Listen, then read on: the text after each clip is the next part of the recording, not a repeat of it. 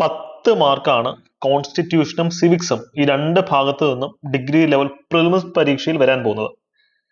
ഇന്ത്യയുടെ ഭരണഘടന അല്ലെ, കോൺസ്റ്റിറ്റ്യൂഷൻ, അത് എഴുതപ്പെട്ടിട്ടുള്ളത് ഇന്ത്യയുടെ ഭാവിക്ക് വേണ്ടിയിട്ടാണ്.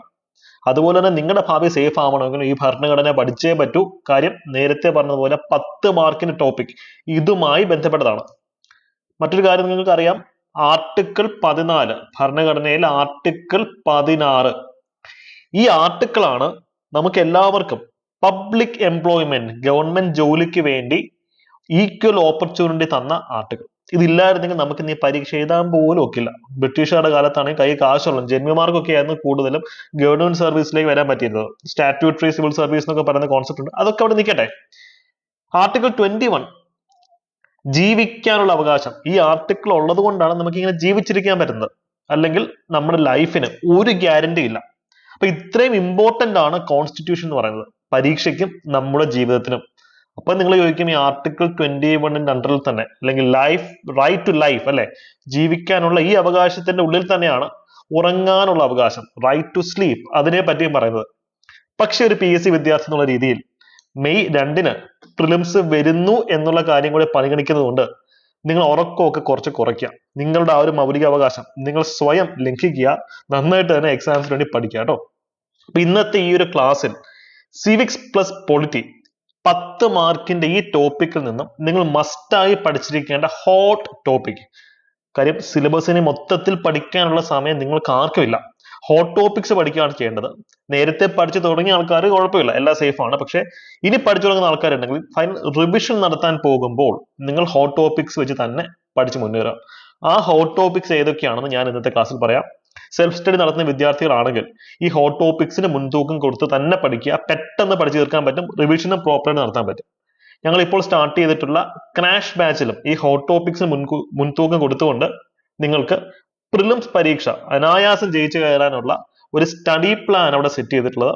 ഈ ഒരു നമ്പറിൽ കോൺടാക്ട് ചെയ്യുകയാണെങ്കിൽ ഡെമോ ക്ലാസ്സസും ബാച്ചിന്റെ ഫുൾ ഡീറ്റെയിൽസ് നിങ്ങൾക്ക് കിട്ടും. ആ ഡെമോ ക്ലാസ് കണ്ടാൽ തന്നെ നിങ്ങൾക്ക് നല്ലൊരു ഫൗണ്ടേഷൻ ലഭിക്കും കേട്ടോ. ഇന്നത്തെ ഈ ഒരു ക്ലാസ്സിന്റെ PDF നോട്ട്സ് ഒക്കെ ഞാൻ നമ്മുടെ ടെലിഗ്രാം ചാനലിലെ അപ്ലോഡ് ചെയ്തിട്ടുണ്ട്. ഹോട്ട് ടോപ്പിക്സിന് വേണ്ടിയിട്ട് ഈ ടെലിഗ്രാം ചാനലിലെ മെമ്പേഴ്സ് ആവുക. ടെലിഗ്രാം ചാനലിൽ നിന്ന് ഈ PDF ഡൗൺലോഡ് ചെയ്ത് കൃത്യമായി പഠിച്ച് മുന്നോട്ട് പോവുക. ഡെയിലി രാവിലെ അവിടെ തരുന്ന മോക്ക് ടെസ്റ്റ് മസ്റ്റായിട്ടും അറ്റൻഡ് ചെയ്തിരിക്കണം. നിങ്ങളുടെ റാങ്ക് അത്രയും കൂടും. ഫ്രീ മോക്ക് ടെസ്റ്റ് ആണ്. ചാനലിന്റെ ലിങ്ക് ഞാൻ കമന്റ് സെക്ഷനിൽ പിൻ ചെയ്ത് വെച്ചിട്ടുണ്ട് കേട്ടോ. യെസ്, നമ്മൾ ലോങ് ടേം ബാച്ചിങ് സ്റ്റാർട്ട് ചെയ്തിട്ടുണ്ട്. അതിനോടൊപ്പം തന്നെ കോംബോ ബാച്ചസിന്റെ ഡീറ്റെയിൽസും നിങ്ങൾക്ക് നമ്മുടെ ഈ നമ്പറിൽ കോൺടാക്ട് ചെയ്താൽ മതി. അപ്പൊ നമുക്ക് നേരെ എന്ത് ചെയ്യാൻ പറ്റും, ടോപ്പിക്കിലേക്ക് പോവാം. Hot topics. അതിനു മുമ്പ് സിലബസ് എന്താണെന്ന് നിങ്ങൾ ജസ്റ്റ് നോക്കുക. ഇതാണ് പ്രിലിംസിൽ പറഞ്ഞിട്ടുള്ള സിവിക്സിന്റെയും കോൺസ്റ്റിറ്റ്യൂഷന്റെയും സിലബസ്. എന്താ ഡിഫറൻസ്? എന്താ സിവിക്സും കോൺസ്റ്റിറ്റ്യൂഷനും തമ്മിലുള്ള ഡിഫറൻസ് എന്താ? കോൺസ്റ്റിറ്റ്യൂഷൻ നമ്മുടെ ഭരണഘടനയാണ് അല്ലെ, നമ്മുടെ രാജ്യത്തിന്റെ ഏറ്റവും ഹയസ്റ്റ് ലോ ഏതാന്ന് വെച്ച് കഴിഞ്ഞാൽ കോൺസ്റ്റിറ്റ്യൂഷൻ ആണ്. ഇന്ത്യയിൽ കോൺസ്റ്റിറ്റ്യൂഷന് മുകളിൽ പരുന്തം പറക്കില്ല. Because supremacy of the constitution, ഭരണഘടനയുടെ സുപ്രീമസിയിലാണ് ഇന്ത്യ വിശ്വസിക്കുന്നത്, അല്ലാതെ വ്യക്തികളുടെ സുപ്രീമസിയിലല്ല. ഇവിടെ ഒരു മനുഷ്യനും ഒരു വ്യക്തിയും ഭരണഘടനയ്ക്ക് അതീതനല്ല. അതുകൊണ്ട് തന്നെ കോൺസ്റ്റിറ്റ്യൂഷൻ എന്താണെന്ന് എല്ലാവർക്കും അറിയാം, ഭരണഘടന. അപ്പൊ സിവിക്സ് എന്താണ്? സിവിക്സ് എന്ന് പറഞ്ഞു കഴിഞ്ഞാൽ അതിനകത്ത് കോൺസ്റ്റിറ്റ്യൂഷൻ എലമെന്റ്സ് വരും, എക്കണോമിക്സിന്റെ എലമെന്റ്സ് വരും, ഹിസ്റ്ററി ചരിത്രത്തിന്റെ എലമെന്റ്സ് വരും. ഇവിടെ ലാൻഡ് റിഫോംസ് പഠിക്കാനുണ്ട്, സ്കീംസിനെ പറ്റി പഠിക്കാനുണ്ട്, ഗവർണൻസിനെ പറ്റി പഠിക്കാനുണ്ട്, ബ്യൂറോക്രസിയെ പറ്റി പഠിക്കാനുണ്ട്, പബ്ലിക് അഡ്മിനിസ്ട്രേഷനെ പറ്റി പഠിക്കാനുണ്ട്. അപ്പം സിവിക്സ് എന്ന് വെച്ച് കഴിഞ്ഞാൽ മൾട്ടിപ്പിൾ സബ്ജക്ട്സ് മിക്സ് ചെയ്ത് വരുന്ന ഒരു അക്കാഡമിക് സ്ട്രീമാണ് PSCയെ സംബന്ധിച്ചിടത്തോളം. ഓക്കെ, ഇനി നമുക്ക് ഇതിന്റെ ഹോട്ട് ടോപ്പിക്സ് ആണല്ലോ നമ്മുടെ വിഷയം. അതിന് മുമ്പായിട്ട് ഇതൊക്കെ എവിടെ നിന്ന് പഠിക്കണം അത് നമുക്ക് നോക്കാം കേട്ടോ. കൃത്യമായിട്ട് പറഞ്ഞു കഴിഞ്ഞാൽ നമ്മൾ ക്ലാസ് നോട്ട്സിൽ അത് വെച്ച് പഠിക്കാം. അതല്ലെങ്കിൽ NCERTയുടെ 11ാം ക്ലാസ്സിലെ ടെക്സ്റ്റ് ഉണ്ട്, Indian constitution at work. Very important text. നിങ്ങളുടെ ഈ ലക്ഷ്മികാന്ത് എന്ന് പറയുന്ന വ്യക്തി എഴുതിയ ഇന്ത്യൻ പൊളിറ്റി എന്ന് പറയുന്ന പുസ്തകം ഉണ്ടെങ്കിൽ അത് മാത്രം മതി. വേറെ ഞാൻ മുമ്പ് പറഞ്ഞ 2 സോഴ്സ് ആവശ്യമില്ല. അപ്പൊ ഞങ്ങൾ ക്ലാസ് നോട്ട്സ് പ്രിപ്പയർ ചെയ്തിട്ടുള്ളത് ലക്ഷ്മികാന്ത് ബേസ് ചെയ്തിട്ട് തന്നെയാണ്. കൂടുതൽ DD ബസുവിന് ചില എലമെന്റ്സ് ഉണ്ടെന്നേ ഉള്ളൂ. പക്ഷെ പ്രിലിംസ് പാസ്സാവാൻ നിങ്ങൾക്ക് ലക്ഷ്മികാന്ത് മാത്രം മതി. ഈ പറഞ്ഞ ടോപ്പിക്സ് ലക്ഷ്മികാന്ത് നിങ്ങൾ പഠിച്ചാൽ മതി. ഓക്കെ, അടിപൊളി ടെക്സ്റ്റ് ആണ്, സൂപ്പർ ബുക്കാണ്. ഇനി നമുക്ക് പൊളിറ്റി അല്ലെങ്കിൽ കോൺസ്റ്റിറ്റ്യൂഷന്റെ ഹോട്ട് ടോപ്പിക്സിലേക്ക് ജസ്റ്റ് ഒന്ന് പോവാം. ഇവിടെ കൊടുത്തിട്ടുള്ള പല ഹോട്ട് ടോപ്പിക്സിന്റെ ക്ലാസ്സുകൾ നമ്മൾ ഫ്രീ ആയി യൂട്യൂബിൽ അപ്ലോഡ് ചെയ്തിട്ടുണ്ട്. ഫണ്ടമെന്റൽ റൈറ്റ്സ് ഒക്കെ നമ്മൾ കവർ ചെയ്തിട്ടുള്ളതാണ്. റിട്സ് കവർ ചെയ്തിട്ടുണ്ട്. നമ്മുടെ ചാനലിലെ കോൺസ്റ്റിറ്റ്യൂഷൻ അതിന്റെ പ്ലേലിസ്റ്റ് ഒന്ന് കയറി നോക്കുകയാണെങ്കിൽ ഇതിനകത്ത് പല ടോപ്പിക്കും നിങ്ങൾക്ക് അരച്ച് കലക്കി പഠിക്കാൻ പറ്റും. അതിന്റെ PDF നോട്ടും നമ്മുടെ ടെലിഗ്രാമിൽ ആ ഡേറ്റുകളിൽ അപ്ലോഡ് ചെയ്യപ്പെട്ടിട്ടുണ്ട്, ആ വീഡിയോ അപ്ലോഡ് ചെയ്ത ഡേറ്റുകളിൽ. അപ്പൊ ഇതിനകത്ത് നിങ്ങൾ പ്രധാനമായിട്ടും പഠിക്കേണ്ടത് കോൺസ്റ്റിറ്റ്യൂഷന്റെ പാർട്ട് 3 ഫണ്ടമെന്റൽ റൈറ്റ്സ് തന്നെയാണ്. അതിന്റെ ഉള്ളിലാണ് നമുക്ക് റിട്സിനെ പറ്റി പഠിക്കാനുള്ളത്. പിന്നീട് വരുമ്പോൾ കൺകറന്റ് ലിസ്റ്റ്, അത് കൃത്യമായിട്ട് പഠിക്കാം. കാര്യം ഇപ്പോൾ എഡ്യൂക്കേഷൻ അല്ലെ, വിദ്യാഭ്യാസം എന്ന് പറയുന്ന ഒരു ടോപ്പിക് അത് കൺകറന്റ് ലിസ്റ്റിലെ സബ്ജക്റ്റ് ആണ്. കൺകറന്റ് ലിസ്റ്റിലെ സബ്ജക്റ്റ് ആകുമ്പോൾ അവിടെ കേന്ദ്ര ഗവൺമെന്റിന് നിയമം നിർമ്മിക്കാം, സംസ്ഥാനങ്ങൾക്കും നിയമം നിർമ്മിക്കാം. അപ്പം ഒരു സബ്ജക്റ്റിൽ 2 പേർക്ക് നിയമം നിർമ്മിക്കാൻ പറ്റും. അപ്പൊ കോൺഫ്ലിക്റ്റിനുള്ള സാധ്യതയുണ്ട്. അതുകൊണ്ട് തന്നെയാണ് UGC ലോ ഒക്കെ ഇപ്പോൾ വളരെയധികം ന്യൂസിൽ ചർച്ച ചെയ്യപ്പെടുന്നത്. ഇവിടെയാണ് ഡോക്ട്രൈൻ ഓഫ് റിപ്പഗ്നൻസി എന്നൊക്കെ പറയുന്ന ടോപ്പിക് വരുന്നത്. റാങ്ക് മേക്കിങ്ങിന്റെ പലതവണ ചോദ്യം വന്നിട്ടുള്ളതാണ്. അതിന്റെയൊക്കെ ക്ലാസ് നമ്മുടെ ഈ ചാനലിൽ ഇട്ടിട്ടുണ്ട്. സിറ്റിസൺഷിപ്പ്, പ്രിയാമ്പിൾ, DPSP അല്ലെ, കോൺസ്റ്റിറ്റ്യൂഷണൽ അമെന്റ്മെന്റ് ഏറ്റവും അധികം ചോദിച്ചിട്ടുള്ള 42ാമത്തെ കോൺസ്റ്റിറ്റ്യൂഷണൽ അമെന്റ്മെന്റ് ആണ്.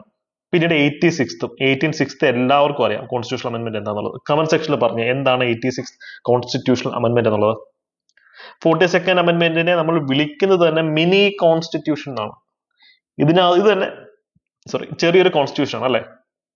പിന്നെ ഭരണഘടനയുടെ ഉത്ഭവം, making of the constitution, constituent assembly, emergency, ഇതൊക്കെ നമ്മുടെ ചാനലിൽ എമർജൻസി, ഫണ്ടമെന്റൽ റൈറ്റ്സ് ഒക്കെ ഇട്ടിട്ടുണ്ട് കേട്ടോ. അപ്പൊ അത് നിങ്ങൾ ജസ്റ്റ് നോക്കുക. ഇത്തരം ടോപ്പിക്സ് ഒക്കെ വളരെ പ്രാധാന്യം അർഹിക്കുന്ന മേഖലകളാണ്. ആന്റി ഡിഫെക്ഷൻ ലോ ഒക്കെ ഇപ്പോൾ ന്യൂസിൽ കത്തി നിൽക്കുന്ന ടോപ്പിക്സ് ആണ്. എക്സിക്യൂട്ടീവ്സിനെ പറ്റി പഠിക്കണം. എക്സിക്യൂട്ടീവ്സ് 2 ടൈപ്പ് ഉണ്ട് അല്ലെ. നിങ്ങൾ എക്സിക്യൂട്ടീവ് ആവാൻ പോകുന്ന ഒരു വ്യക്തിയാണ്, നിങ്ങൾ ഒരു പെർമനന്റ് എക്സിക്യൂട്ടീവ് ആവാൻ പോകുന്ന വ്യക്തിയാണ്, ബ്യൂറോക്രാറ്റ് ആവാൻ പോകുന്ന വ്യക്തിയാണ്. മന്ത്രിമാരാണ് ടെമ്പററി എക്സിക്യൂട്ടീവ്സ്. 5 കൊല്ലം കഴിയുമ്പോഴത്തേക്ക് അവർ ഇറങ്ങി പോകും. പക്ഷെ നിങ്ങൾ എപ്പോഴും ആ കസേരയിൽ ഇരിക്കേണ്ട ആൾക്കാരാണ് കേട്ടെ.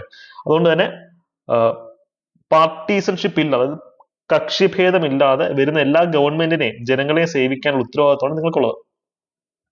സിവിക്സിലേക്ക് വരുമ്പോൾ അത് കുറച്ച് ഡൈനാമിക് ആണ്. കറണ്ട് അഫയേഴ്സ് വളരെയധികം വരുന്നുണ്ട്. മുകളിലും കറണ്ട് അഫയേഴ്സ് വരുന്നുണ്ട്. പക്ഷെ ഇവിടെ കുറച്ച് ഡിഫറെന്റ് ആണ് കറണ്ട് അഫയേഴ്സിന്റെ ഡയമെൻഷൻ. ഇവിടെ നിങ്ങൾ ഓൾ ഇന്ത്യ സർവീസ് IAS ഉണ്ട്, IPS ഉണ്ട്, അത് കൃത്യമായിട്ട് ഏതൊക്കെയാണ് പഠിക്കും. സ്റ്റേറ്റ് സിവിൽ സർവീസസ്, ഇപ്പോൾ KAS റിസൾട്ട് ഒക്കെ വന്നിരിക്കുകയാണ്. കേരള അഡ്മിനിസ്ട്രേറ്റീവ് സർവീസിന്റെ റിസൾട്ട് വന്നിരിക്കുകയാണ്. നമ്മുടെ ബാച്ചിൽ നിന്ന് ധാരാളം വിദ്യാർത്ഥികൾക്ക് ടോപ്പ് റാങ്കിലേക്ക് എത്താൻ സാധിച്ചിട്ടുണ്ട്. അവരുടെ വീഡിയോസ് നമ്മുടെ ചാനലിൽ അപ്ലോഡ് ചെയ്തിട്ടുണ്ട് കേട്ടോ. അപ്പോൾ സ്റ്റേറ്റ് സിവിൽ സർവീസസിനെ പറ്റി കൃത്യമായി അണ്ടർസ്റ്റാൻഡിംഗ് വരുത്താം. നിങ്ങൾ പാർട്ടാകാൻ പോകുന്നത് ഏത് സർവീസാണ്? സബോർഡിനേറ്റ് സർവീസിന്റെ ഭാഗമാണ് നിങ്ങൾ എല്ലാവരും അല്ലെ. അപ്പൊ അത് കൃത്യമായിട്ട് ഒന്ന് പഠിച്ചു വെക്കുക. Right to information act, consumer protection act എന്താണെന്ന് നോക്കുക, national human rights commission, election commission of India, governance, epic election കമ്മീഷനുമായി ബന്ധപ്പെട്ട ഒരു ടോപ്പിക്കാണ്. സെപ്പറേഷൻ ഓഫ് പവർ, അധികാരം എങ്ങനെയാണ് സെപ്പറേറ്റ് ചെയ്യപ്പെട്ടിട്ടുള്ളത്, ലെജിസ്ലേച്ചർ, എക്സിക്യൂട്ടീവ്, ജുഡീഷ്യറി, അതൊക്കെ കൃത്യമായിട്ട് പഠിച്ചു പോകാം. പിന്നെ ബാക്കി ടോപ്പിക്സ് ജനറലി ഒന്ന് നോക്കിയാൽ മതി അല്ലെ. ഹ്യൂമൻ റൈറ്റ്സ് കമ്മീഷൻ മസ്റ്റ് ആയിട്ട് നോക്കിയിട്ട് നിങ്ങൾ ഇത്തവണ പരീക്ഷയ്ക്ക് പോകാവും. അപ്പൊ ഇതാണ് സിവിക്സിനകത്ത് പ്രധാനപ്പെട്ട ടോപ്പിക്. ഏകദേശം 24 ടോപ്പിക്ക് സിവിക്സിൽ നിന്ന് പഠിക്കണം. 21ഓളം ടോപ്പിക്ക് കോൺസ്റ്റിറ്റ്യൂഷൻ, 22ഓളം ടോപ്പിക്ക് കോൺസ്റ്റിറ്റ്യൂഷൻ പഠിക്കണം. ഇത് കാണുമ്പോൾ കുറെ ഉണ്ടെന്ന് തോന്നും. പക്ഷേ ഈ നോർത്ത് ഈസ്റ്റേൺ സോണൽ കൗൺസിൽ എന്നൊക്കെ പറഞ്ഞ ഈ ടോപ്പിക് ഉണ്ടല്ലോ, ഒരു അര പാരഗ്രാഫ് വായിച്ചാൽ തീർന്നു. അധികം പഠിക്കാൻ ഇല്ലാത്തൊരു ടോപ്പിക്കാണ് അതല്ലേ. അല്ലെങ്കിൽ കളക്റ്റീവ് റെസ്പോൺസിബിലിറ്റി എന്ന കോൺസെപ്റ്റ് എന്താണ്? അതിൽ ഒരു പേജ് വായിക്കാനുള്ളതേ ഉള്ളത്, മനസ്സിലാക്കുക നിങ്ങൾ. പക്ഷേ ഫണ്ടമെന്റൽ റൈറ്റ്സ് കുറച്ച് അധികം ഉണ്ട്, റിട്സ് കുറച്ചേ ഉള്ളൂ, കൺകറന്റ് ലിസ്റ്റിലെ സബ്ജക്റ്റുകൾ ഏതൊക്കെയാണെന്നുള്ളത് വളരെ കുറച്ചേ ഉള്ളൂ. അപ്പൊ ഇത് ലിസ്റ്റ് കണ്ട് നിങ്ങൾ പേടിക്കണ്ട. പലതും ഒരു അരമണിക്കൂർ പോലും വായിക്കാനുള്ള ടോപ്പിക്സ് ഇല്ല. അത് നിങ്ങളൊന്ന് മനസ്സിൽ വെച്ചിരുന്നത് കേട്ടോ. അപ്പൊ ഹ്യൂമൻ റൈറ്റ്സ് കമ്മീഷനൊക്കെ ഒരു 15 മിനിറ്റ് കൊണ്ട് നമുക്ക് വായിച്ച് തീർക്കാൻ പറ്റും. അപ്പൊ നിങ്ങൾ ലക്ഷ്യം വെക്കേണ്ടത് വെറുതെ പഠിക്കുക എന്നുള്ളതല്ല. പഠിക്കുന്ന ഒരു കാര്യം മാത്രമാണ്. പഠിക്കുന്ന റിവിഷൻ നടത്തുക. റിവിഷൻ നടത്തുന്നത് കൃത്യമായി പ്രാക്ടീസ് ചെയ്യുക. മുൻകാല വർഷ ചോദ്യങ്ങൾ ഉപയോഗിച്ചോ മോക്ക് ടെസ്റ്റ് ഉപയോഗിച്ചോ ഒക്കെ പ്രാക്ടീസ് നടത്തി മുന്നേറുക കേട്ടോ. അപ്പോൾ ഈ വരാൻ പോകുന്ന പ്രിലിംസ് എക്സാം നമ്മൾ ക്രാക്ക് ചെയ്തിരിക്കണം. കോൺസ്റ്റിറ്റ്യൂഷനും പൊളിറ്റിയും ഇവിടെ നിന്ന് 10 മാർക്കിന് പരമാവധി മാർക്ക് നമ്മൾ നേടിയെടുക്കണം. ഹിസ്റ്ററിയുടെ ഹോട്ട് ടോപ്പിക്കിനെ പറ്റി നമ്മൾ ഓൾറെഡി ഒരു വീഡിയോ ഇന്നലെ ചെയ്തിട്ടുണ്ട്. നമ്മുടെ ഡിഗ്രി പ്രിലിംസ് 2026 ഒരു പ്ലേലിസ്റ്റ് നമ്മൾ ക്രിയേറ്റ് ചെയ്തിട്ടുണ്ട്. അത് കയറി നോക്കിയാൽ മതി. അതിനകത്ത് ഹോട്ട് ടോപ്പിക്സിന്റെ ലിസ്റ്റുകളും സ്റ്റഡി പ്ലാനും ഒക്കെ നമ്മൾ അതിനകത്ത് ഇട്ടിട്ടുണ്ട് കേട്ടോ.